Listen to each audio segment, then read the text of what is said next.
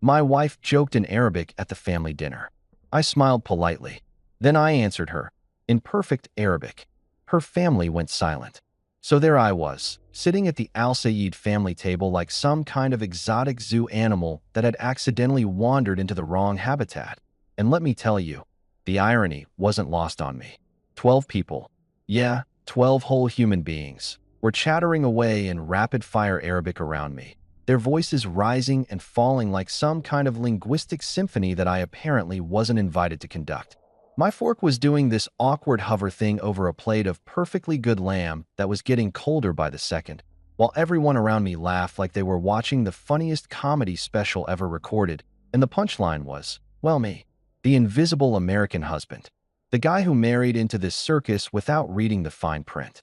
My wife, Layla, beautiful, brilliant, Oxford-educated Layla, sat beside me with this sweet little smile plastered on her face, the kind of smile that could sell ice to Eskimos or convince a man that sitting through this linguistic torture session was somehow a sign of love and commitment.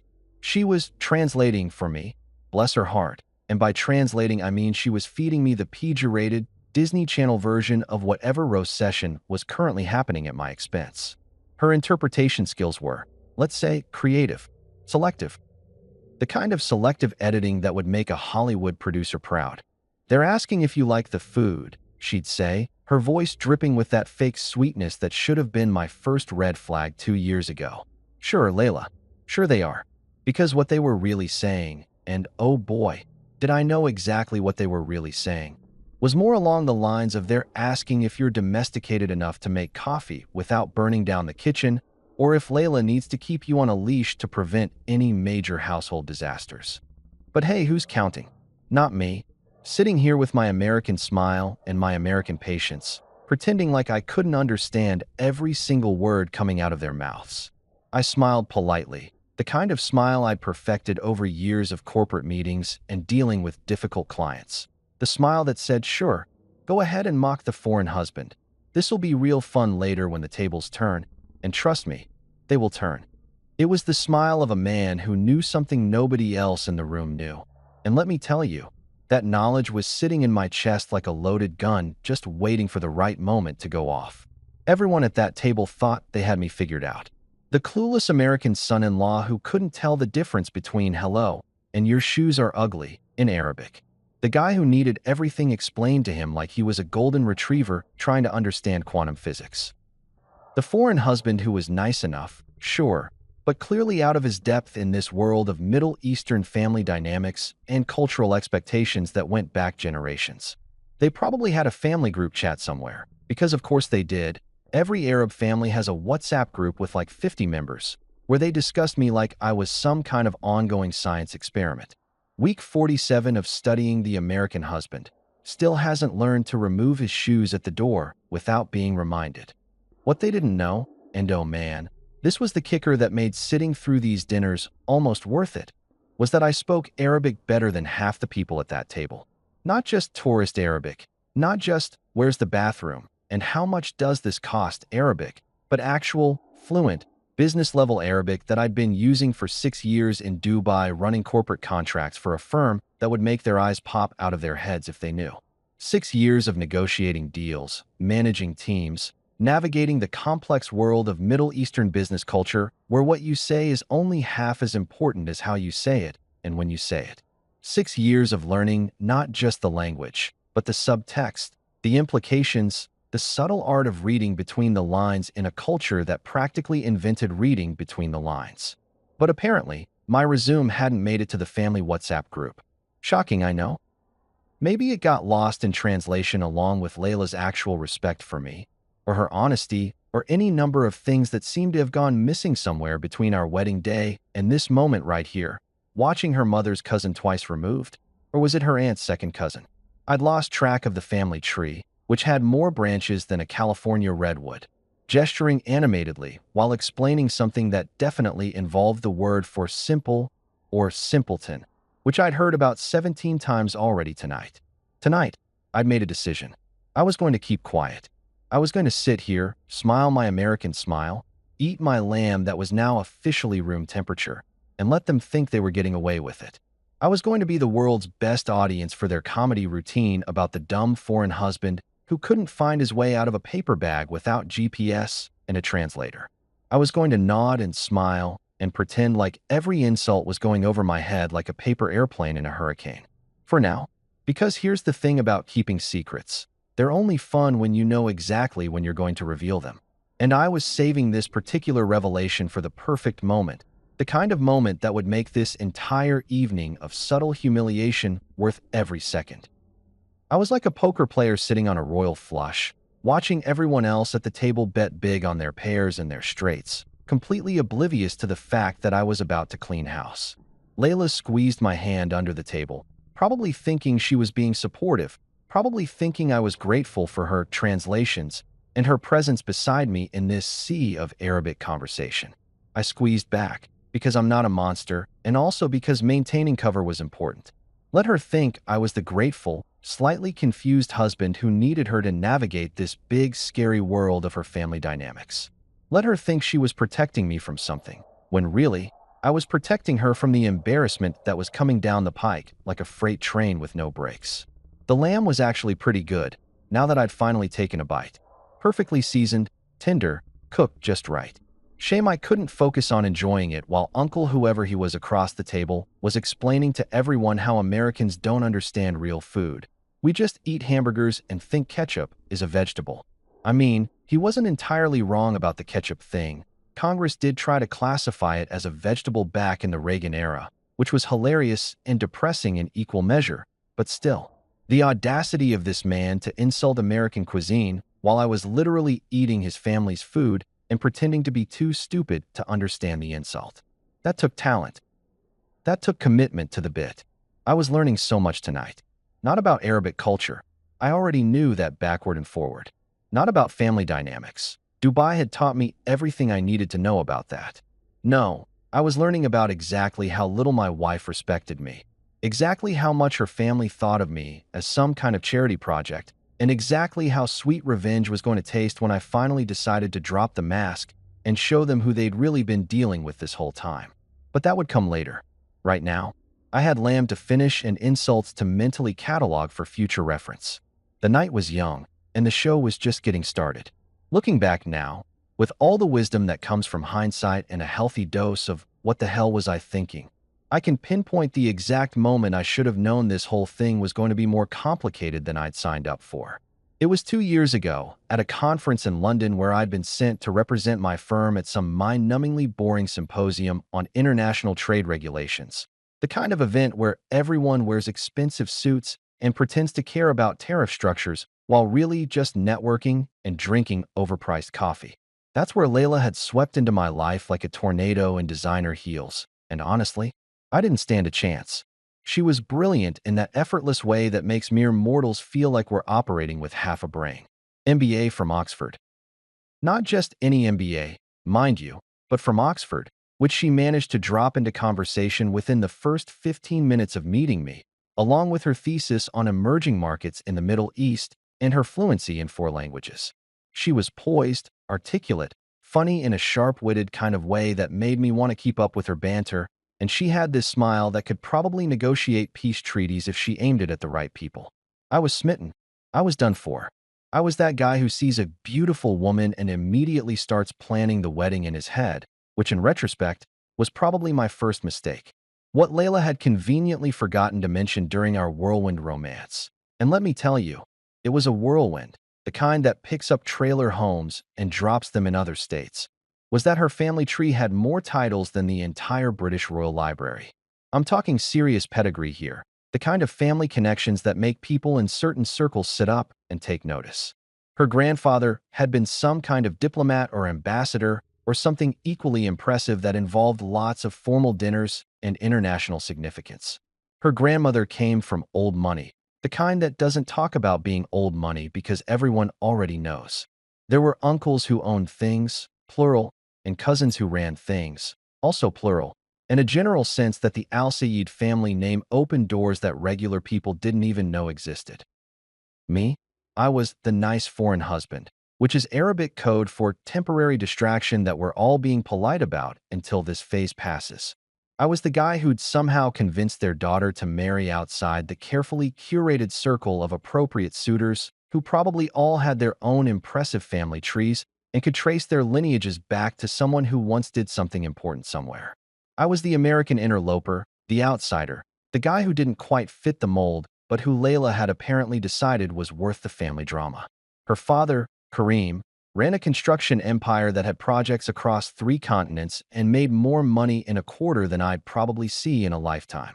He was the kind of man who wore expensive watches and spoke in that measured, careful way that powerful people do when they're used to having their words carry weight. He looked at me like I was a puzzle he hadn't quite figured out yet, like he was waiting for me to reveal some fatal flaw that would justify his initial skepticism about this whole arrangement. Every handshake felt like a test. Every conversation felt like a job interview I wasn't sure I was passing. Her mother, Samira, didn't just run the household. She ran everyone else's lives too, with the kind of efficiency and precision that would make a military general jealous. She knew everyone's business, had opinions on everything from proper table settings to appropriate career trajectories, and could communicate more with a single raised eyebrow than most people could with an entire speech. When Samira looked at me, I could practically see her mental calculations running. Foreign husband plus daughter with Oxford MBA equals questionable life choices that reflect poorly on my parenting. She was polite, sure, but it was that particular brand of Middle Eastern politeness that's really just a socially acceptable form of judgment. And then there were the brothers, Omar and Rafiq, professional eye-rollers and skeptics extraordinaire, who had apparently appointed themselves as the official gatekeepers of their sister's happiness and dignity. Omar was the older one, already working in the family business and clearly being groomed to take over the empire someday, which gave him this air of self-importance that was both impressive and incredibly annoying. Rafiq was still in university, studying something finance-related that he loved to talk about at length to anyone who'd listen, and he had perfected the art of the dismissive glance. You know, that look that says, "I'm younger than you, but somehow still convinced I'm smarter than you." Together, they formed this united front of "Why did Layla marry down?" energy that permeated every family gathering like an uncomfortable fog. Every dinner felt like a board meeting where I wasn't on the agenda, but was somehow still the main topic of discussion. There were subtle digs about American culture, because apparently all Americans are the same, and we all eat nothing but fast food while watching reality TV and being generally uncultured. There were pointed questions about my career that seemed designed to highlight exactly how much less impressive my job was compared to whatever empire building the Al Sayed men were engaged in. There were comparisons to other people's sons-in-law who were doctors or engineers or came from families that Samira approved of, dropped into conversation like little landmines disguised as casual observations. Miriam's husband just opened his third clinic, Samira would say, like she was commenting on the weather, but really she was saying, "Why couldn't you marry a doctor like your cousin did?" I heard Yasmin's husband just closed a major deal with a European firm, Kareem would mention casually, which translated to "Your husband seems nice, but what exactly does he do again?" The pressure was constant but subtle, the kind of thing that gets under your skin slowly, like water dripping on stone, wearing you down over time until you start questioning yourself. Was I good enough? Was I successful enough? Was I Arab enough? Whatever that meant. The answer, according to the silent consensus at these family dinners, was probably no on all counts. But here's the thing about being underestimated. It becomes your superpower if you know how to use it. I'd learned that in business. Learned it in Dubai, where being an American in a Middle Eastern market meant people made assumptions about you before you even opened your mouth. You could either get offended and fight against those assumptions every single day, exhausting yourself in a battle you'd never fully win, or you could use them. Let people think you're just another clueless foreigner. Let them underestimate your intelligence, your cultural knowledge, your language skills. And then, when the moment was right, when the stakes were high enough, you could flip the script and watch their faces change. So I kept my humor handy. It was my shield and my sword.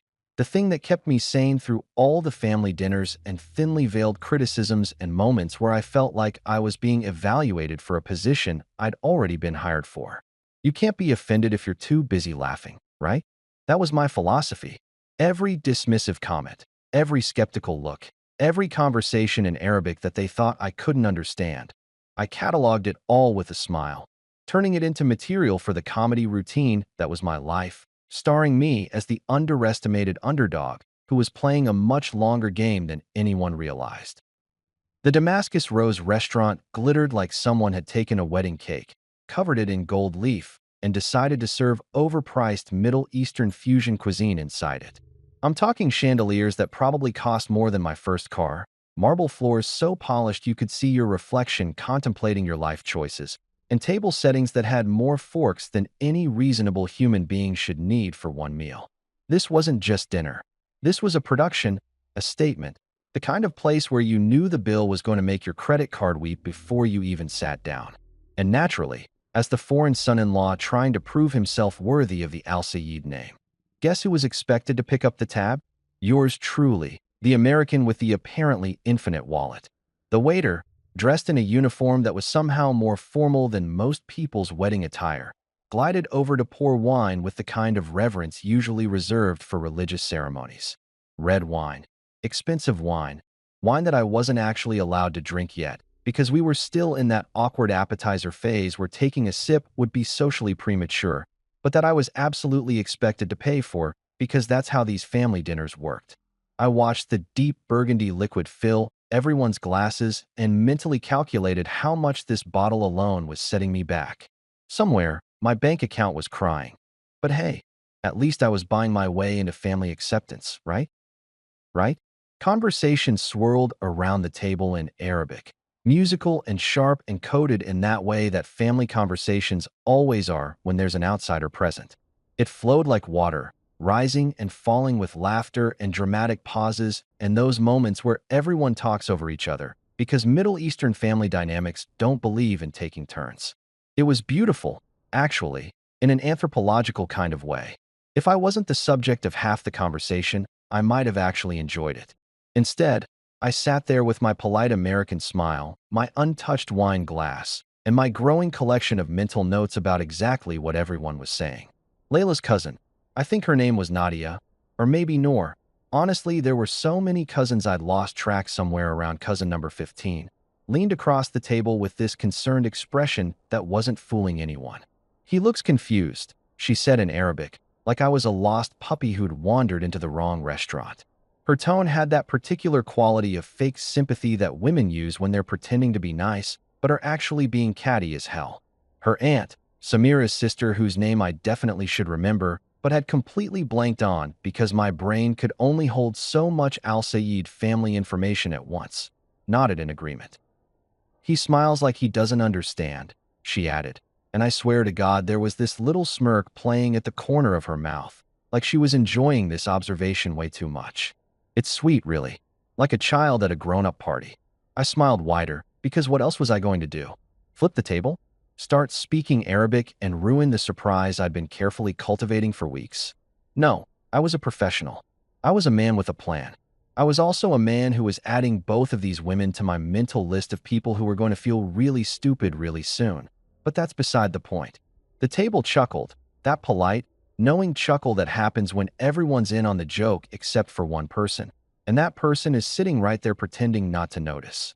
Uncle Mahmoud, who'd already had 3 glasses of wine and was working on his 4th, made some comment about Americans and their inability to handle real conversation, which was rich coming from a guy who'd spent the last 20 minutes talking about his new Mercedes and how the leather seats were imported from Germany, like that was supposed to impress anyone. But then Layla delivered the line that would live in family legend, the line that would be replayed in my head during every divorce proceeding and angry phone call and moment of vindication that was coming down the pipeline.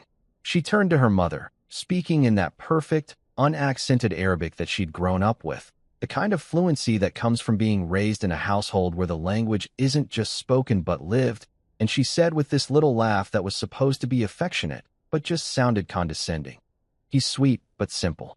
You have to explain things to him slowly, like you're talking to someone who's never left their hometown. Sweet, but simple. Let that sink in for a moment. My wife, the woman I'd married, the woman I'd moved countries for, the woman who was supposed to be my partner in this life we were building together, had just called me simple. in front of her entire extended family, at a restaurant where I was footing the bill. While I sat there understanding every single word, including the implication that I was some kind of intellectual charity case she'd taken on as a personal development project. The table howled. I'm talking full-on laughter, the kind that makes people wipe tears from their eyes and slap the table for emphasis. Omar nearly choked on his lamb. Rafiq was grinning like he'd just won the lottery, and even Kareem, stoic, serious Kareem, had this amused expression that suggested he'd been thinking the same thing, but was too polite to say it out loud. The cousins were exchanging glances that said, "Finally, someone said it." And the aunts were nodding like Layla had just voiced what they'd all been thinking for 2 years. My ears burned. I felt the heat creeping up my neck, that physical manifestation of anger and embarrassment that no amount of corporate training or cultural adaptation could completely suppress. My jaw clenched. My hands, resting casually on the table, wanted to curl into fists. Every instinct I had was screaming at me to stand up, to defend myself, to explain exactly how not simple I was, and how many languages I spoke, and how many business deals I'd closed while they were all sitting around judging me. But I didn't. Instead, I raised my wine glass, that expensive wine I was paying for, and smiled. I smiled like a man who knew something nobody else knew, like a poker player looking at his cards and realizing he's got the winning hand. I smiled like someone who was about to flip the entire script on this dinner party from hell. To family, I said in English, my voice perfectly pleasant, perfectly calm, perfectly pitched to sound like a guy who was just happy to be included. I clinked my glass against Layla's, against her mother's, making eye contact with each person at the table like I was toasting to our wonderful togetherness and not mentally planning the most satisfying revelation of my entire life. They drank, still chuckling about the simple American husband who needed things explained slowly. They had no idea, not a single clue. They were all so busy enjoying their joke, so confident in their superiority, so convinced that they'd figured me out and filed me away in the box labeled, nice, but not quite good enough. I took a sip of wine, finally, after all that waiting, and let it sit on my tongue for a moment. It was good wine, expensive wine, the kind that's supposed to pair perfectly with lamb and humiliation. I savored it. I savored the moment. I savored the knowledge that tonight, right here at this glittering restaurant with its stupid chandeliers and its even stupider assumptions, the subtitle feature was about to turn on. And when it did, this family was going to learn a very important lesson about underestimating the simple American husband. The roast of the century was about to become the reveal of the century, and I had front row seats to watch it all unfold. Inside my head, I was translating every single word like I was some kind of human subtitle machine, the kind that doesn't miss a beat or a nuance or a particularly savage insult disguised as a casual observation. Years of business meetings in Dubai had made me fluent. Not just conversational, not just good enough to get by, but actually, genuinely, impressively fluent in the kind of Arabic that made native speakers occasionally forget I wasn't one of them. I could catch idioms, understand regional dialects, pick up on the subtle differences between formal and informal speech, and most importantly, I could hear exactly what people were really saying underneath what they were pretending to say. It was like having a superpower, except instead of flying or shooting lasers from my eyes, I could understand when my mother-in-law was calling me useless in 3 different ways while smiling and offering me more hummus. Tonight, though, I wasn't just translating. I was keeping score. I was documenting. I was building a mental highlight reel of every insult, every dismissive comment, every moment of casual disrespect that I could replay later when karma finally showed up to this party fashionably late, but devastatingly effective. I leaned back in my chair, trying to look relaxed and oblivious, while internally I was running commentary like a sports announcer covering the Olympics of family dysfunction. And here comes Omar with an opening jab about American work ethic, I narrated to myself, watching Layla's older brother gesture with his fork while explaining to his cousin how Americans leave work at 5 p.m. like they're running from a burning building, unlike serious businessmen who understand that success requires sacrifice. Weak delivery, predictable angle. I give it a 4 out of 10 for originality, but points for the confident hand gestures. He really sells it with those hand gestures. Samira swooped in next, because of course she did, transitioning smoothly from Omar's commentary into her own perfectly crafted piece of passive-aggressive artistry. She mentioned, so casually, like she was commenting on the weather, that her friend Alia's son-in-law had just been promoted to senior vice president at some international bank, and wasn't that wonderful, and didn't it make her so proud to see young men taking their careers seriously and really applying themselves? The implication hung in the air like expensive perfume. Unlike some people at this table who shall remain nameless, but are definitely sitting right here paying for everyone's wine. Samira with the passive-aggressive cross. I continued my internal sports commentary, channeling every ESPN announcer I'd ever heard. Beautiful form, perfect execution. She doesn't even look at me while she's doing it. 10 points to mother-in-law. The judges are going wild. That's the kind of insult that's going to sting for hours. Rafiq jumped in with something about how he'd explained cryptocurrency to me 3 times last month, and I'd still looked confused, which was hilarious considering I'd been deliberately playing dumb, because watching him mansplain blockchain technology while getting half the details wrong was more entertaining than any Netflix show I'd ever watched. The kid had confidence, I'd give him that. Completely misplaced confidence, but confidence nonetheless. Rafiq attempts the technological superiority angle. I narrated. Bold choice for someone who still asks his mother to do his laundry. The crowd is divided on this one. Some appreciate the audacity. Others are questioning whether he should be throwing stones from his glass house. Layla reached for my hand under the table, her fingers intertwining with mine in what was probably supposed to be a gesture of affection or solidarity, or whatever couples do when they're presenting a united front to the world. Except we weren't a united front. We were barely on the same team at this point. Her hand felt cold, or maybe mine was just hot from all the suppressed rage and amusement battling it out in my nervous system. The fake affection dripped off her touch like syrup, sweet, sticky, artificial, the kind of thing that seems nice until you realize it's just sugar with no substance. "You okay, honey?" She whispered to me in English, leaning close enough that her family couldn't hear, but not so close that it looked like we were having a private conversation that might exclude everyone else. Her breath smelled like wine and mint and lies. Her eyes had that concerned look that she'd probably practiced in the mirror, the one that said, "I'm a caring wife who's checking on her husband," but really meant, "Please keep playing along with this charade so I don't look bad in front of my family." "Perfect," I said, grinning at her with every tooth showing, the kind of grin that probably looked genuine to everyone else, but that she should have recognized as dangerous if she'd been paying any attention to who I actually was instead of who she decided I was. Learning so much tonight. This is incredibly educational. I feel like I'm getting a master class in family dynamics. She smiled back, relieved, probably thinking I meant I was learning about Arabic culture or Middle Eastern traditions, or how to properly appreciate the 17 different dishes that had been ordered without my input. She thought I was talking about expanding my cultural horizons, becoming more integrated into her world, understanding the beautiful complexity of her heritage. What I actually meant was that I was learning about betrayal. I was learning about exactly how little respect my own wife had for me. I was learning about the precise depth of her family's disdain and the specific ways they'd constructed their little narrative about the poor, simple American who'd somehow tricked their daughter into marriage. I was learning about who these people really were when they thought I couldn't understand them. And let me tell you, it was an education worth more than any business school could provide. Uncle Mahmoud, now on his 5th glass of wine and getting progressively louder, launched into a story about some business deal he'd made in the 90s that somehow proved that Arabs were naturally better negotiators than Westerners. It was the kind of story that old men tell at dinner parties, full of self-aggrandizement and convenient memory editing, where every detail had been polished over years of retelling until it bore only a passing resemblance to whatever actually happened. Everyone nodded along politely, because that's what you do when drunk uncles tell stories, even when those stories are thinly veiled attempts to remind everyone at the table about the inherent superiority of their culture over mine. Uncle Mahmoud takes the stage with a classic back-in-my-day narrative.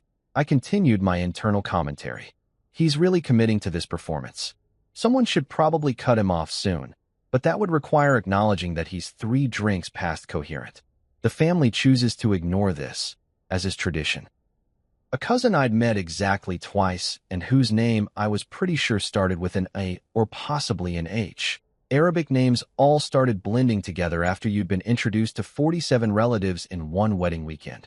Made a joke about how Americans think football means something you play with your hands, and everyone laughed like this was the pinnacle of observational comedy. It was lazy humor, the kind of cultural stereotyping that people fall back on when they can't think of anything actually clever to say, but it landed because I was there, the perfect target, the American specimen they could all bond over mocking. I laughed along, because that's what the simple American husband would do. I raised my glass again, because apparently tonight was all about toasting to my own humiliation. I nodded and smiled and played my role perfectly, like an actor who'd been rehearsing for this performance for 2 years and was finally ready for opening night. The thing about being underestimated is that it gives you time. Time to observe. Time to plan. Time to watch everyone reveal exactly who they are while they think you're too clueless to notice. After dessert, some elaborate baklava situation that probably cost more per square inch than gold and came with a presentation that involved the waiter describing each layer like he was narrating a documentary about architectural marvels. The conversation shifted from casual family mockery to business talk. This was the moment I'd been waiting for, the pivot point where dinner theater became something infinitely more interesting. Kareem, who'd been relatively quiet through most of the meal, sat up a little straighter and launched into what was clearly his favorite topic: himself and his incredibly successful construction empire that was expanding faster than anyone could have predicted. He started talking about this new project, some massive development deal that was going to break ground in 6 months and involve partnerships across multiple countries and generate revenue that made my salary look like pocket change. His voice took on that particular quality that successful men get when they're discussing their achievements: confident, measured, with just enough false modesty thrown in to make it seem like they're not bragging, even though they absolutely are. The whole table leaned in, because when Kareem talked business, everyone listened. It was like watching a master class in commanding attention, and I had to admit, grudgingly, that the man knew how to work a room. "We've been negotiating with a new American partner," he said, swirling his wine glass in that pretentious way that people do when they want you to know they understand wine. "Very promising firm. They handle international contracts, have excellent connections in the Middle East, understand how to navigate the cultural complexities that make or break these deals. Not like most American companies that come in thinking they can just transplant their way of doing business and expect everyone to adapt." I nodded along, keeping my expression politely interested, like I was just happy to be included in the grown-up conversation. Inside, I was grinning like the Cheshire cat who'd just swallowed the canary and was about to ask for seconds. Because here's the thing that nobody at this table knew: the delicious irony that was about to make the last 2 hours of subtle humiliation completely worth it. That new American partner Kareem was bragging about? That promising firm with excellent connections and cultural understanding? Yeah, that was my company. My firm.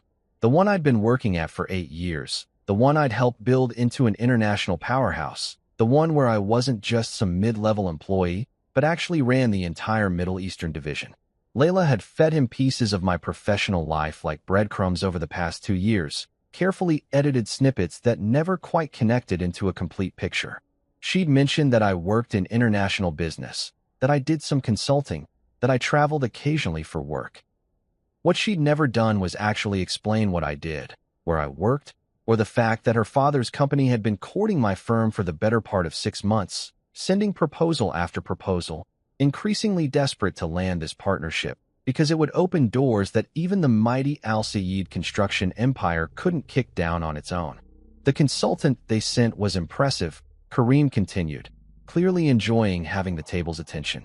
Sharp, understood the market, spoke perfect Arabic.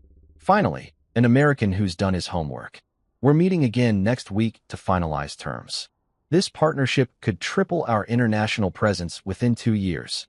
Omar jumped in, because of course he did, adding something about how rare it was to find American business partners who actually respected Middle Eastern business culture instead of just throwing money around and expecting results. Rafiq nodded sagely, like he had any idea what he was talking about, and the cousins made appropriately impressed noises because that's what you do when the patriarch is describing his latest conquest. I just sat there, my face a mask of polite interest, nodding along like I was learning something new and fascinating about the exciting world of international construction contracts. "That sounds amazing," I said in English, keeping my tone exactly calibrated to sound impressed but not too interested, like someone who was trying to follow along with a conversation that was slightly over his head. "You must be really proud of putting this deal together." "It's what we do," Kareem said with false modesty that wasn't fooling anyone. "Build relationships, create opportunities, expand the family legacy. This American firm understands that business in our part of the world is about more than just contracts and numbers. It's about trust, respect, cultural understanding." The irony was so thick you could cut it with a knife and serve it alongside the overpriced baklava. Here was my father-in-law, explaining to me the importance of cultural understanding while sitting across from a son-in-law his entire family had spent the evening mocking for his supposed cultural ignorance. Here was a man bragging about finding an American partner who got it, while remaining completely oblivious to the fact that his daughter had married someone who'd been navigating Middle Eastern business culture successfully for years. I wanted to laugh. I wanted to stand up and take a bow. I wanted to freeze this moment and frame it, because the setup was so perfect it felt like something out of a movie. But I didn't. Instead, I took another sip of wine, that expensive wine I was still paying for, and asked innocuous questions that made me sound interested but clueless. "What kind of projects will you be working on? And how long do these international partnerships usually take to develop?" The kind of questions that someone who knew nothing about international business might ask, the kind that made everyone at the table feel smart for knowing more than me. Samira mentioned something about how wonderful it must be to work with competent people, with a pointed look in my direction that suggested I didn't fall into that category. The cousins exchanged glances that said they were glad Kareem had found a proper business partner instead of having to rely on family connections to someone like me. Layla squeezed my hand again, probably thinking she was being supportive, probably feeling a little bit sorry that her impressive father was talking about things that were beyond my simple American comprehension. By the time the check came, and yes, I paid it, all $347 of it, plus tip, because apparently being mocked costs extra, the stage was set. The pieces were in place. The irony was loaded and ready to fire. Kareem had his big important meeting scheduled with my firm next week, a meeting where he'd be sitting down with the senior consultant he'd been dealing with, the one who spoke perfect Arabic and understood the market and had impressed him so much. That consultant was me. I was the guy he'd been negotiating with, the one his company had been sending increasingly eager emails to, the one who held the keys to whether this deal happened at all. And next week, when he walked into that conference room expecting to finalize the partnership that was going to triple his international presence, he was going to get a surprise that would make tonight's dinner conversation look like small talk. I nodded along as Kareem talked about projected revenues and market expansion and the brilliant future ahead. I smiled as Samira made another comment about the importance of surrounding yourself with capable people.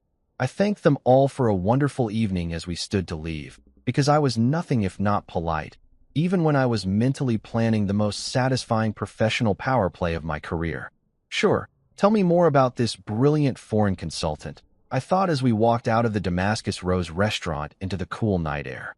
"Tell me all about how impressive he is, how culturally aware, how sharp. I hear he's charming and multilingual and exactly the kind of partner your company desperately needs." By the time I handed my valet ticket to the attendant, the stage was set. I was done pretending to be the silent prop at my own roast. Next week was going to be very, very interesting. It started small, the way most revolutions do, not with a bang, but with a carefully calculated whisper that would grow into a roar. We were lingering over Turkish coffee that had appeared without anyone ordering it, because apparently at fancy restaurants they just keep bringing you things until either you leave or your wallet files for bankruptcy. The conversation had drifted from Kareem's business triumphs to more mundane family gossip. Who was getting married? Whose son had gotten into which university? The usual stuff that families discuss when they've run out of ways to subtly insult the foreigner at the table. I was half listening, cataloging everything in my mental filing system, when Samira decided to go for one more jab before the evening ended. She said something in Arabic to Layla, just loud enough for the whole table to hear, but with that performative quality that made it clear she wanted an audience.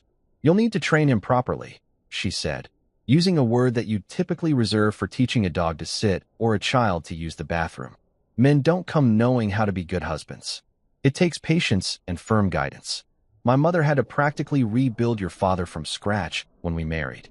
She laughed, that tinkling laugh that wealthy women perfect over years of charity luncheons and social gatherings. And the table joined in, because when Samira made a joke, everyone laughed, even if it wasn't funny.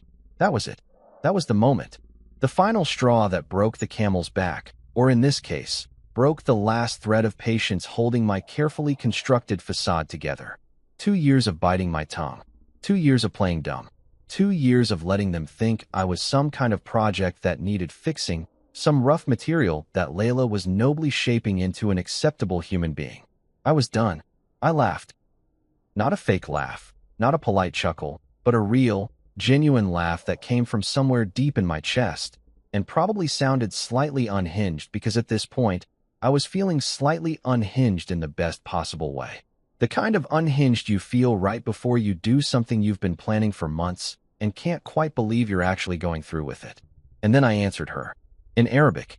Perfect, fluent, unaccented Arabic that could have come from someone who'd grown up in Damascus or Beirut or any of the major cities where the language flowed like music. You know, Samira, I said, watching her face freeze mid-smile like someone had hit pause on a video. I actually think I turned out pretty well without the training. Though I appreciate your concern about my development. The table went silent. I'm not talking about that polite, momentary pause in conversation that happens naturally when someone says something unexpected. I'm talking about the kind of silence that crashes over a room like a tidal wave. The kind where you can hear the air conditioning humming and someone's watch ticking and every single person's brain simultaneously short-circuiting as they try to process what just happened. Forks paused mid-air, hovering over plates like they'd forgotten their purpose. Wine glasses stopped halfway to mouths. Someone, I think it was one of the cousins, actually gasped, which would have been funny if the whole situation wasn't already comedy gold. Omar choked on his water, actually choked, with liquid coming out of his nose in a way that would have been embarrassing for him if he hadn't been so busy looking like he'd just seen a ghost. Rafiq's mouth hung open in a perfect O shape, his usual smug expression replaced by something that looked like a computer trying to process information it wasn't programmed to handle. Kareem just stared at me, his expression shifting from confusion to shock to something that might have been respect or might have been horror. Honestly, it was hard to tell. Layla's face went pale. Actually pale, like someone had literally drained the color from her skin. Her hand, still holding mine under the table, went completely limp. What? She started in English, then caught herself, then started again, then just stopped altogether because apparently her brain had completely shut down and rebooted into safe mode. I smiled at her, the same polite smile I'd been wearing all evening, except now it had an edge to it that could cut glass.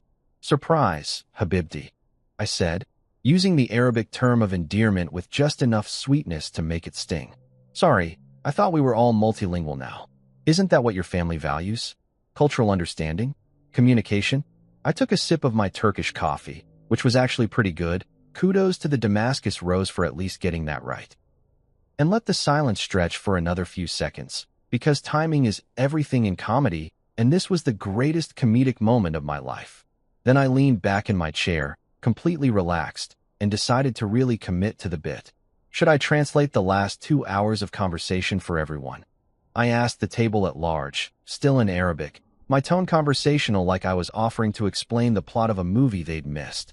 I took excellent notes. For example, Omar, you said about 45 minutes ago that Americans have the work ethic of lazy teenagers.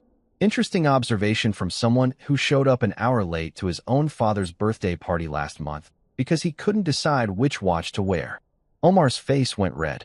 Not pink, not flushed, but actually red like a tomato that had been left in the sun too long. And Rafiq, I continued, turning to the younger brother who looked like he wanted to crawl under the table and disappear. Your explanation of cryptocurrency was adorable, but you mixed up blockchain with basic encryption about 17 times.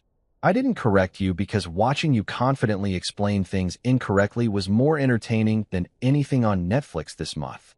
Rafiq made a sound like a small wounded animal. It was glorious. Samira, I said, turning to my mother-in-law who looked like she'd just witnessed the apocalypse and wasn't sure how to feel about it. You mentioned that I needed to be trained properly. I actually really appreciated that. It's good to know that after 8 years of successfully running international business operations in the Middle East, negotiating multi-million-dollar contracts in Arabic, and managing teams across 3 continents, I still have room for improvement. Never stop learning, right? That's what makes life interesting. I took another sip of coffee and turned to Layla, who had progressed from pale to looking slightly green, like she might actually be sick right there at the table. "And sweetheart," I said, switching back to English for this part because I wanted her to understand every single word with crystal clarity. "You told your family I was sweet but simple. That I needed things explained slowly. That was my favorite part of the evening, really. Very affirming to hear what your family thinks of me, but even more affirming to hear that you agree with them." The silence was so complete you could have heard a pin drop in the parking lot. Everyone was staring. At me, at each other, at Layla, at their plates, anywhere that might provide an escape from the nuclear bomb that had just detonated in the middle of their pleasant family dinner. Then the waiter appeared, bless his heart, probably sensing the tension from across the restaurant. He approached our table carefully, like someone approaching a live explosive device. "Is everything all right?" he asked in English, his eyes darting between me and the shell-shocked faces around the table. I turned to him and smiled, switching seamlessly back to Arabic. "Everything is perfect," I said. "Best dinner I've had in months. Really educational." The waiter's eyes widened slightly. Then, and I swear this made the whole evening worth it, he leaned down slightly and whispered in Arabic, "Sir, that was beautiful. I've been watching them mock you all night."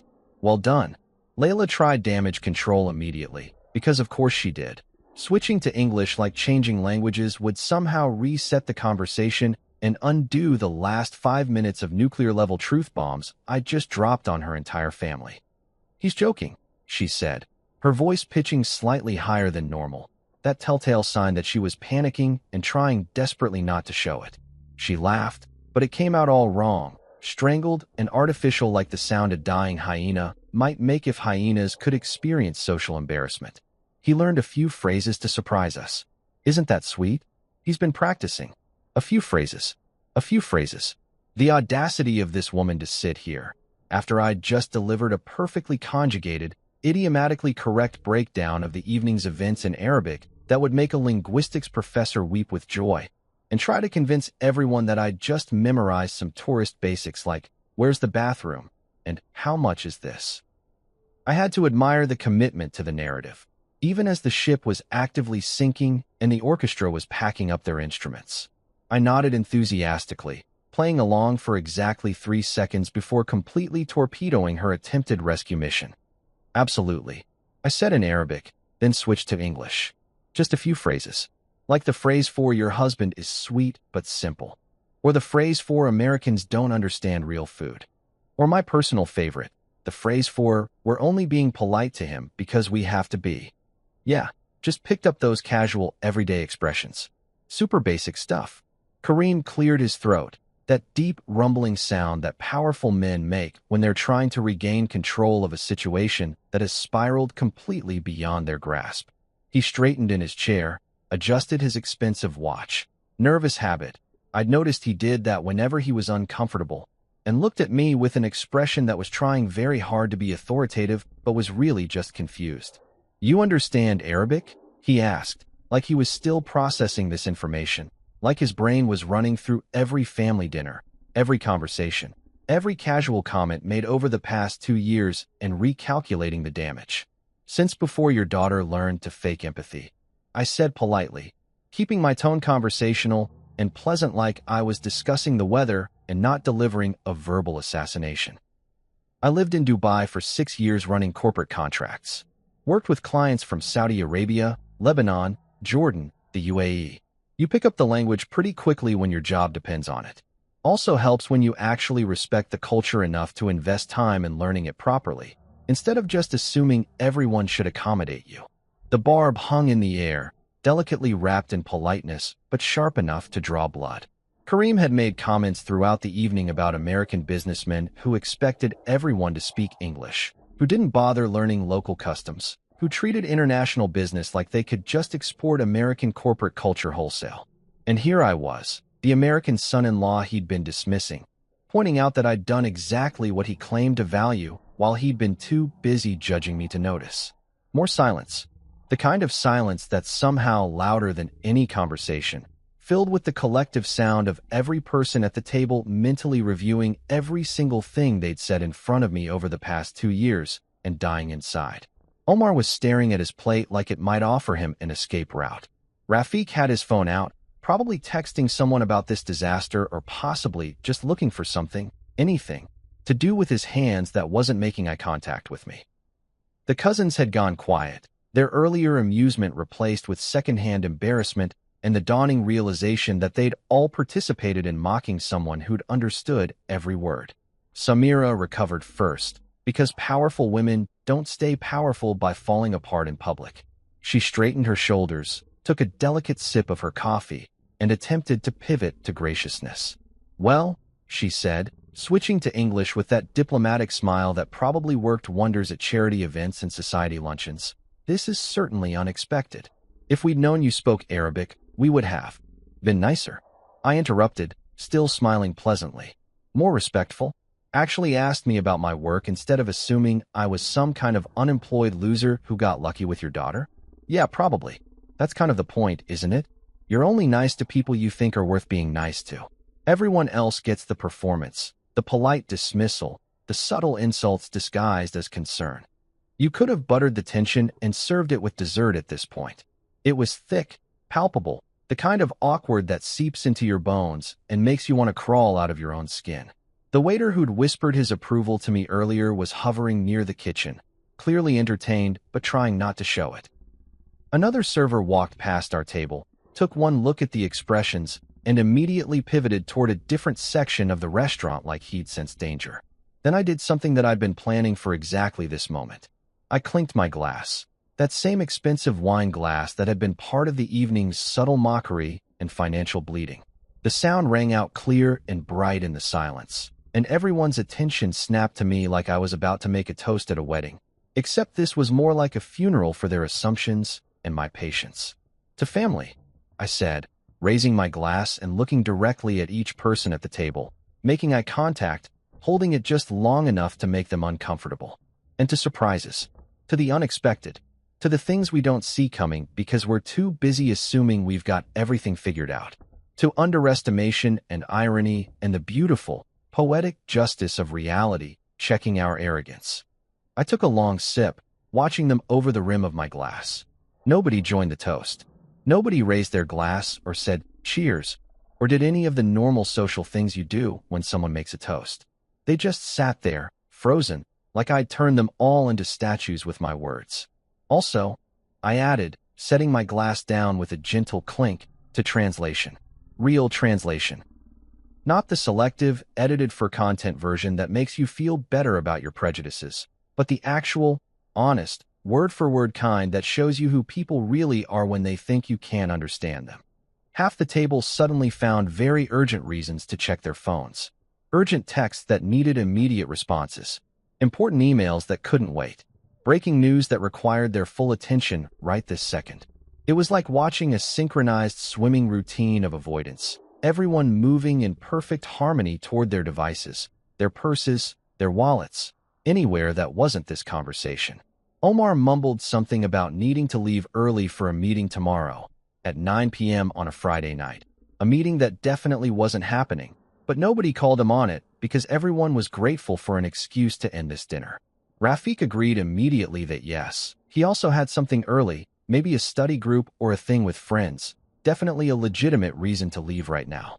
The cousins started gathering purses and jackets with the efficiency of people evacuating a building after a fire alarm.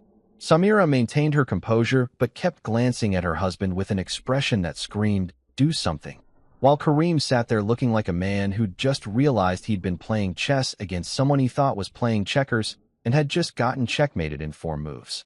And Layla? Layla just sat there next to me, her hand no longer in mine, her face cycling through expressions faster than a slot machine.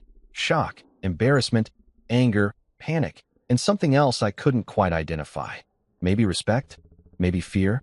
Maybe just the dawning realization that the man she'd married and promptly filed under manageable had just revealed himself to be something entirely different. I signaled for the check, because I'm not a monster, and I said I'd pay for dinner. $347 of carefully documented humiliation, now with the added value of being the most satisfying money I'd ever spent. The next morning arrived with all the subtlety of a sledgehammer to the face. I woke up to 17 missed calls from Layla, who'd spent the night at her parents' house after our silent, tension-filled car ride home had ended with her grabbing an overnight bag and leaving without a word, and a text from my assistant that read, "Kareem Al-Sayed is in the lobby. Says he has a 9 a.m. appointment. Your calendar shows nothing." I stared at that text for a solid 30 seconds, then started laughing, the kind of laughter that probably would have concerned anyone who heard it, the kind that comes from pure, unadulterated cosmic irony.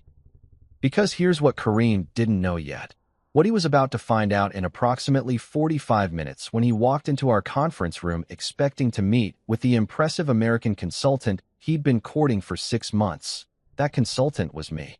The meeting he thought he had scheduled was with Michael Chun, Senior Director of Middle Eastern Operations, which was technically correct, since that was my full name and title, but Layla had only ever called me Mike at family gatherings, and apparently nobody had bothered to connect the dots between Mike, who married Layla, and Michael Chun, who's negotiating our biggest international deal. I took my time getting ready, because punctuality is important, but so is dramatic timing. I put on my best suit, the charcoal Tom Ford that I saved for major client meetings and occasions when I needed to project, "I'm more successful than you think I am." I knotted my tie with extra care, chose the cufflinks I'd bought in Dubai from a jeweler near the Burj Khalifa, and made sure every detail was perfect. If you're going to destroy someone's perception of you, you might as well look good doing it. When I walked into the lobby at 8:57 a.m., Kareem was sitting in one of our expensive leather chairs, scrolling through his phone with the casual confidence of a man who thought he was about to close the deal of his career.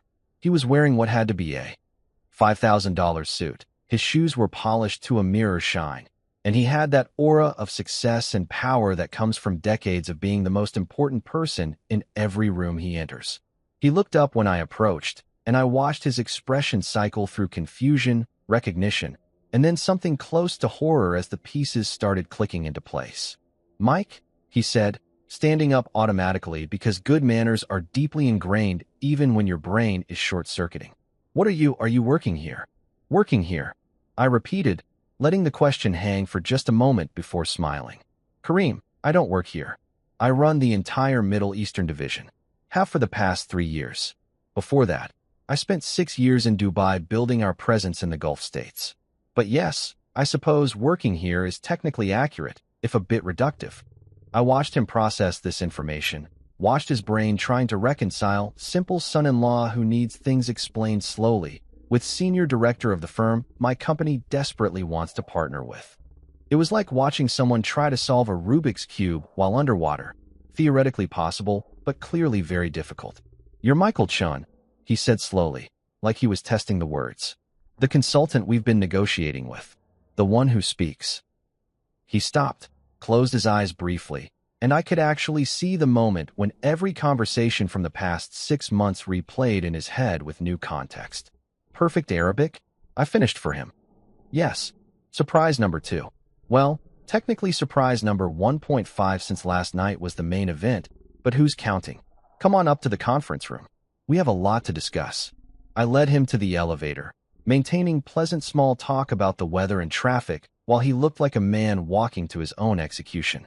When we got to the 23rd floor, I walked him past my assistant, who gave me a knowing look because she'd been with me long enough to have heard some stories about the in-laws, and into the conference room that overlooked the city skyline. It was a power room, designed to impress clients and remind them that our firm was serious, successful, and not to be trifled with. I gestured to a chair on the opposite side of the table from where I sat. The symbolism wasn't subtle. This wasn't family dinner anymore. This was business, and in business, we sat on opposite sides of the table because we had opposing interests that needed to be negotiated. "Coffee?" I asked, moving to the expensive espresso machine we kept in the corner, top-of-the-line Italian import, the kind that made coffee that tasted like liquid gold and cost about the same. It's the same machine your family mocked at dinner last night, actually. The one Samira said represented everything wrong with American coffee culture.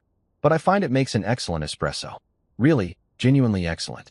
Almost like progress and tradition can coexist if you're not too proud to appreciate both.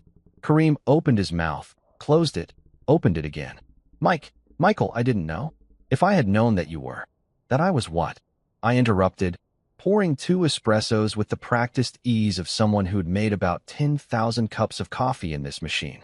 That I was competent, successful, actually good at my job, that I spoke your language and understood your culture and had built a career around exactly the kind of international business relationships you're trying to establish? Yeah, you didn't know that because you never asked. You just assumed. I brought him the espresso, perfect crema, ideal temperature, the kind of coffee that coffee snobs write poetry about, and sat down across from him. Taste progress, I said, echoing my earlier comment, but with an edge that made it clear this wasn't a friendly suggestion. He took a sip automatically, and I saw his expression shift slightly because it was, objectively, really good coffee. This is excellent, he admitted quietly. It is, I agreed. So let's talk business. Your company has been pursuing a partnership with us for 6 months. You want access to our European connections, our project management systems, our reputation in markets you're trying to break into. We've been interested because your company has assets in regions where we want to expand. It could be mutually beneficial. I emphasized the could be and watched him catch the implication. Could be, he repeated carefully. Could be, I confirmed. See, Kareem, here's the thing about international business partnerships. They require trust, respect, the confidence that both parties value each other and will act in good faith. And right now, after last night, after 2 years of family dinners where your entire family, including my wife, treated me like I was some kind of charity project you all had to tolerate, I'm having some serious questions about whether the Al-Sayed family understands the concept of respect. He tried politeness, switching to that diplomatic mode that powerful men use when they realize they've miscalculated. Mike, please understand, we didn't mean, it was just family humor, nothing serious. Nothing serious, I repeated, setting down my espresso with deliberate care. Your wife suggested I needed to be trained. Your son spent the evening explaining things to me like I was intellectually challenged. Your daughter, my wife, told everyone I was sweet but simple. And you sat there, nodding along, agreeing that it was fortunate you'd found a real American business partner who actually understood culture, completely oblivious to the fact that you were talking about me. I pulled out a folder. I'd prepared this earlier because I believe in being thorough and slid it across the table. These are the current contract terms we'd been negotiating. Note the pricing structure, the timeline, the access we were offering to our European networks. Generous terms, because we thought your company would be a valuable partner. He reached for the folder, hopeful, probably thinking we were getting down to business. Those terms are no longer available, I said flatly. His hand froze halfway to the folder. As of this morning, I've suspended negotiations on this partnership indefinitely. Not canceled, suspended. Because unlike your family, I believe in giving people opportunities to prove they're better than their worst moments. But right now, Kareem, your company needs us more than we need you, and I think both of us know it. By noon, after 2 hours of the most uncomfortable business meeting of his life, Kareem left with nothing but a promise that I'd consider resuming negotiations after some time had passed. He looked older somehow, diminished, like someone had let the air out of him. My phone rang 5 minutes later. Layla, I let it go to voicemail. She called again. Voicemail. Third time, I answered. Why didn't you tell me you spoke Arabic? Her voice was trembling, caught somewhere between anger and tears. I laughed, actually laughed, because the question was so absurd it looped back around to being funny. Why didn't I tell you? Layla, why didn't you tell me you respected me? Why didn't you tell your family who I actually was instead of letting them treat me like the village idiot for 2 years? Why didn't you defend me even once? Silence on the other end. I'll tell you why, I continued. Because you never asked. You never cared enough to actually know who I was. You married the idea of an American husband, someone safe and manageable who wouldn't challenge your family or your worldview. And when I didn't fit that box perfectly, you just edited me, made me smaller, simpler, more convenient. That's not fair, she whispered. No, I agreed. It's not. None of this is fair, but it is honest, which is more than I can say for the last 2 years of our marriage. Within a week, the gossip spread through the Arab community in our city faster than someone could say, "Did you hear about Layla's husband?" in 3 different dialects. I'm talking wildfire speed, the kind of information transmission that would make Twitter jealous, cascading through family WhatsApp groups and ladies' lunch circles and business networks like a highly entertaining virus that nobody wanted to be immune to. The story got embellished with each retelling, naturally, because that's how gossip works. It's like a game of telephone where everyone adds their own dramatic flair until the truth becomes legend and the legend becomes mythology. The basic facts remained consistent, though. The stupid husband, who supposedly didn't understand Arabic, had not only understood every word, but had corrected a sheikh's grammar at a conference the following Tuesday. That last part wasn't an exaggeration, by the way. I'd been invited to speak on a panel about international business practices, and Sheikh Abdullah Al-Mansuri, old money, influential family, the kind of guy who expected everyone to treat his words like they were inscribed on stone tablets, had made a grammatical error while pontificating about traditional values. Nothing major, just mixed up his verb conjugations in a way that changed "we should preserve" to "we should preserve ourselves," which made his entire sentence about cultural heritage sound vaguely cannibalistic if you were paying attention. I'd corrected him, politely, in front of about 200 people, with a smile. The room had gone silent. Then someone in the back had started laughing.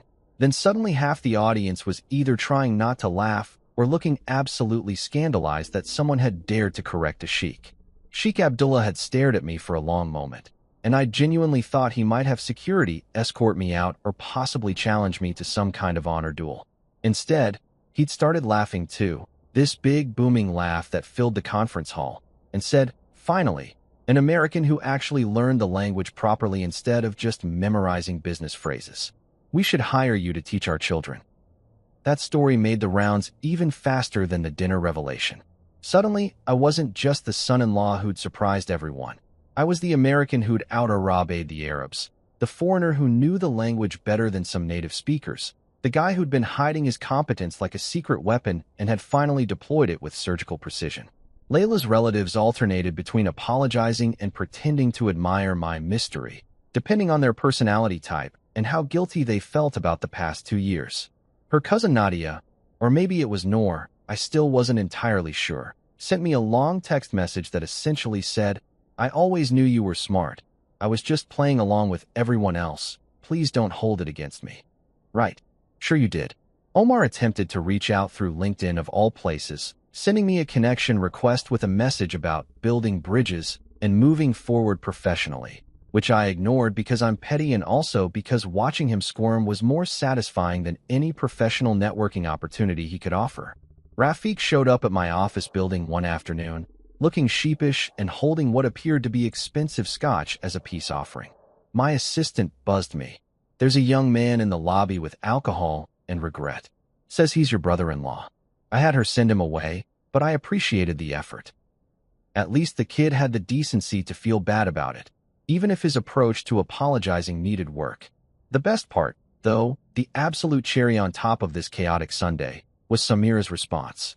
3 days after the dinner, I received a handwritten note on actual stationery, the expensive kind with her monogram embossed in gold at the top, because even apologies needed to maintain certain standards of presentation. The handwriting was elegant, practiced, the kind of penmanship they don't teach anymore, because everyone just types everything. It read, "Dear Michael, we were only joking at dinner. Family humor can sometimes be misunderstood by those not accustomed to our ways. We hope you understand that no offense was intended. Warm regards, Samira." I read it 3 times, each time getting more impressed by the sheer audacity. We were only joking. Misunderstood by those not accustomed to our ways. The woman had somehow managed to apologize while simultaneously implying that the problem was my inability to understand their sophisticated humor rather than, their 2-year campaign of subtle disrespect. It was almost artistic in its complete lack of self-awareness. I replied the same day, also with a handwritten note, because if we were being petty we might as well commit to the aesthetic. My handwriting wasn't as elegant. I'm American. We abandoned penmanship somewhere around the time we invented computers, but I made it legible. "Dear Samira, Thank you for the clarification. I was also joking when I said I'd pay for dinner. Family humor can sometimes be misunderstood by those who assume others don't understand. I hope you understand that no offense was intended when I suspended your husband's business proposal. Warm regards, Michael. I had it delivered by courier, because if you're going to be dramatic, you might as well go all the way. My assistant thought it was hilarious. You're going to hell, she told me, laughing while she arranged the courier service. But at least you'll have great stories. The business proposal suspension was the nuclear option, the thing that transformed this from interpersonal drama into something with actual consequences that affected their bottom line. Within 24 hours of sending that note, I received calls from 3 different Al Sayed family members who suddenly wanted to discuss misunderstandings and opportunities for reconciliation. Not apologies. Mind you, reconciliation, which is diplomatically different because it implies both parties made mistakes rather than one party being objectively terrible for 2 years. I didn't answer those calls. I was too busy fielding interest from other companies who'd heard that the Al Sayed deal had fallen through and wanted to know if we were looking for alternative partners in the region. Turns out, suspending negotiations with one of the biggest construction firms in the Middle East makes you look either crazy or incredibly principled. And in business, people respect principled even when they think you're crazy for passing up money. My firm's partners called a meeting to discuss the situation because losing a potentially lucrative deal requires explanation. I walked them through everything: the family dinners, the disrespect, the discovery, the principle of not doing business with people who don't respect you. I expected pushback, maybe some pressure to reconsider for the sake of the company's bottom line. Instead, our senior partner, a 60-year-old woman named Margaret who'd built her career on being smarter and tougher than everyone underestimating her, actually smiled. Good, she said. We don't need clients who think we're desperate enough to accept disrespect. There are plenty of other firms in the region who'll treat us like partners instead of convenient tools. Make sure this story gets around. Let people know we have standards. So we did. We made sure everyone in the industry knew, through carefully worded statements to trade publications and strategic conversations at networking events, that Shun and Associates had suspended negotiations with Al Sayed Construction due to incompatible business philosophies and questions about mutual respect in the partnership dynamic. Corporate speak for they treated us like trash, so we walked away. The response was interesting. Half the industry thought we were insane for walking away from that much money over personal issues. The other half, the half that mattered, respected us more for it. We got 3 new client inquiries that week from companies that specifically mentioned they appreciated working with firms that maintained dignity and standards. Kareem's company, meanwhile, started restructuring. Not publicly, not in a way that made headlines, but through the subtle signs that people in the industry recognize: delayed projects, renegotiated contracts, whispers about cash flow concerns, and expansion plans being put on hold. Turns out, arrogance isn't tax-deductible, and the European market access they'd been counting on through our partnership wasn't easy to replace. Other firms were willing to work with them, sure, but on less favorable terms now that everyone knew Al Sayed Construction had somehow screwed up a deal that should have been a guaranteed win. I wish I could say I felt bad about it. I wish I could claim some moral high ground about not wanting to hurt people or damage their business or whatever noble sentiment would make me seem like a better person. But honestly, I didn't feel bad. Not even a little bit.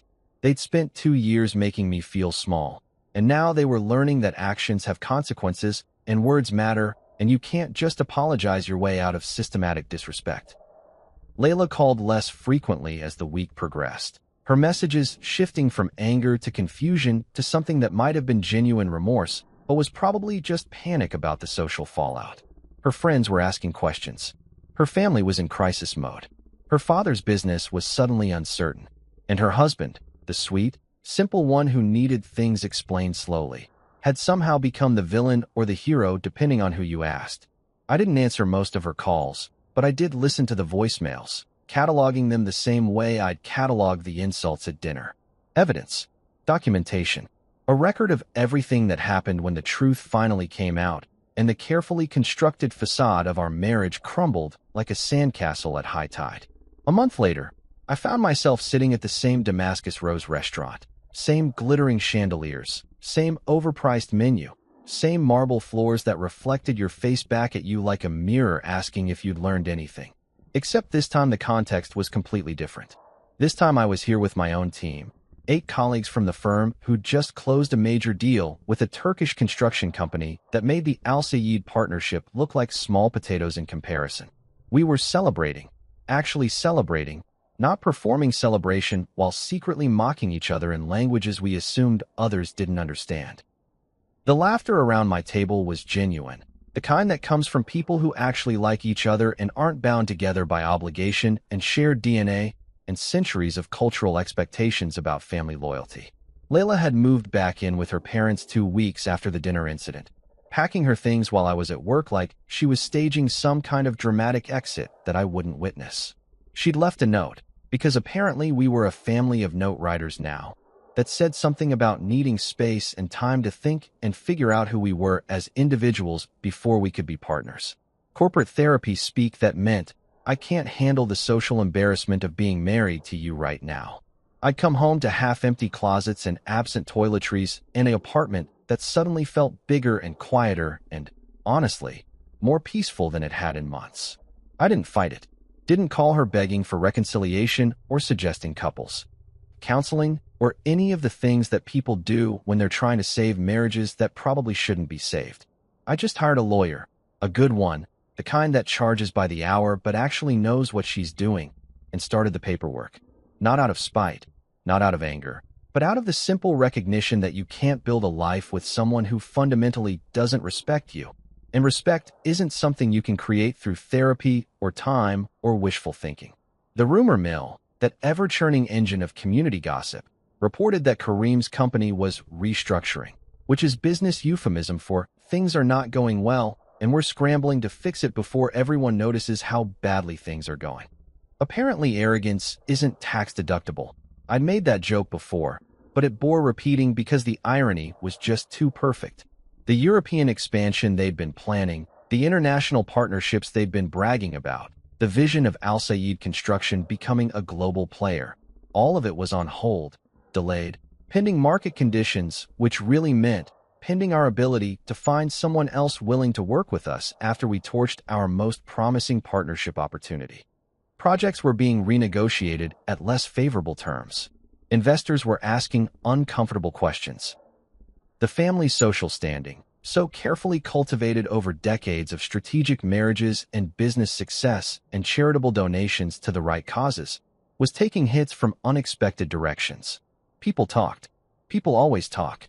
And what they were saying wasn't flattering. Whispers about poor judgment, questions about whether the family's traditional values had made them too rigid to adapt to modern business realities, speculation about succession planning when the current leadership clearly couldn't read people well enough to avoid alienating crucial partners. I'd heard through the grapevine, and by grapevine I mean my assistant who somehow knew everything about everyone and probably moonlighted as an intelligence operative, that Samira was particularly unhappy about the whole situation. She'd apparently told several friends that I'd overreacted and taken things too personally, and clearly didn't understand how family dynamics work. The cognitive dissonance was almost impressive. Even now, even after everything, she couldn't quite grasp that the problem wasn't my understanding of family dynamics, but her family's fundamental inability to treat me like a human being worthy of basic respect. When the waiter approached our table, not the same waiter from that fateful dinner, but someone who clearly worked here regularly and had probably heard the stories, he recognized me immediately. His eyes lit up with that particular gleam that people get when they encounter someone who's become a minor legend in their workplace. "Mr. Chun," he said with what seemed like genuine warmth, "it's good to see you again. Same table as last time." I looked at the table where I'd sat with the Al Sayeds, where I'd smiled through 2 hours of subtle humiliation while planning my eventual revelation. It was currently occupied by another large family group, talking and laughing, and probably creating their own complicated dynamics that I'd never know about. "Different chapter," I said, gesturing to where my team was already seated near the windows with a view of the city skyline. "But thank you for asking." He nodded, understanding more than the words conveyed, and guided me to where my colleagues were already diving into appetizers and arguing good-naturedly about which project had been more stressful to complete. This was what professional relationships should look like: mutual respect, honest communication, the ability to disagree without disrespect, celebration that didn't come with hidden barbs or subtle reminders of your inadequacy. We ordered too much food, because that's what you do when the company's paying and you've just landed a deal that'll keep everyone employed and bonused for the foreseeable future. The conversation flowed easily, jumping from work to personal lives to random tangents about movies and sports and the best pizza places in the city. Nobody needed to perform. Nobody was keeping score. Nobody was translating between what they said and what they meant, because everyone just said what they meant in the first place. Margaret, our senior partner who'd backed my decision to walk away from the Al Sayed deal, raised her glass when dessert arrived, baklava again, because apparently this restaurant had a theme. To principles, she said, her voice carrying that authority that comes from 30 years of refusing to compromise on values. To knowing your worth and refusing to accept less. To Michael, who reminded all of us that some deals aren't worth making, no matter how good they look on paper. Everyone raised their glasses, echoing the sentiment, and I felt something unexpected: contentment. Not happiness exactly. Divorce proceedings and family drama aren't happy, but that deeper sense of being aligned with yourself, of having acted according to your values even when it cost you something. That feeling of knowing you'd drawn a line and stood by it. I raised my own glass, looking at my reflection in the polished surface before turning to face my team. To understanding every word, I said, the phrase carrying weight that only I fully understood but that everyone could appreciate on some level. To pretending not to, just long enough to win.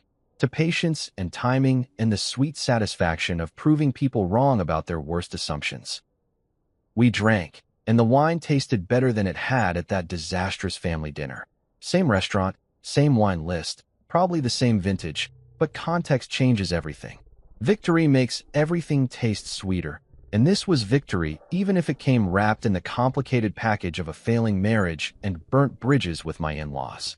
After dinner, after we'd split the check, actually split it, like reasonable adults who didn't use financial transactions as power plays, I stood on the sidewalk outside the Damascus Rose, looking up at the building that had been the setting for both my humiliation and my triumph. My phone buzzed. Another message from Layla, her third this week, asking if we could talk, really talk, about what happened and where we went wrong. I deleted it without responding, because we both knew where we went wrong. We went wrong when she decided I was a project instead of a partner. We went wrong when I let her get away with it for 2 years. We went wrong when both of us chose comfort over honesty and performance over authenticity. But standing there on the sidewalk, watching my colleagues say goodbye and head home to their own lives, I felt something that had been missing for months: hope. Not hope that things would work out with Layla, that ship had sailed, caught fire, and sunk to the bottom of the ocean, but hope that the next chapter would be better, that I'd learned something from this mess, that I'd never again pretend to be less than I was just to make someone else comfortable. I pulled out my phone and opened the translation app, not because I needed it, but because the symbolism felt right. I typed a message to myself in English, then had it translate to Arabic, then back to English again.